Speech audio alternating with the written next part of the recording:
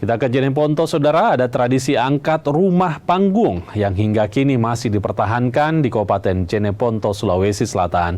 Tradisi ini terus dilestarikan sebagai simbol kebersamaan dan juga gotong royong.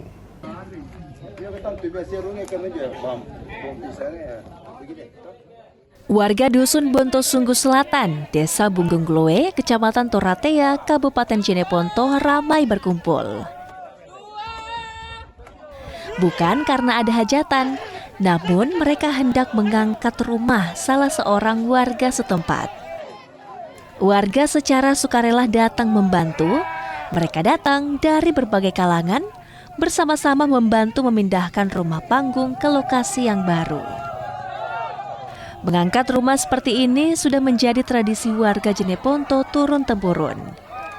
Tak ada upah bagi warga, mereka datang secara mandiri untuk membantu pemilik rumah. Memindahkan rumah kalau di Jeneponto ini adalah suatu adat atau budaya sifat kegotong royongan.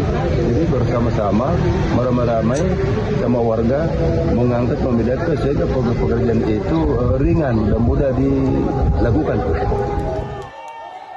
Tradisi mengangkat rumah ini terus dipertahankan, bukan hanya soal membantu warga, tapi juga mengajarkan untuk melestarikan budaya gotong royong. Ardiansyah, Kompas TV Jeneponto, Sulawesi Selatan.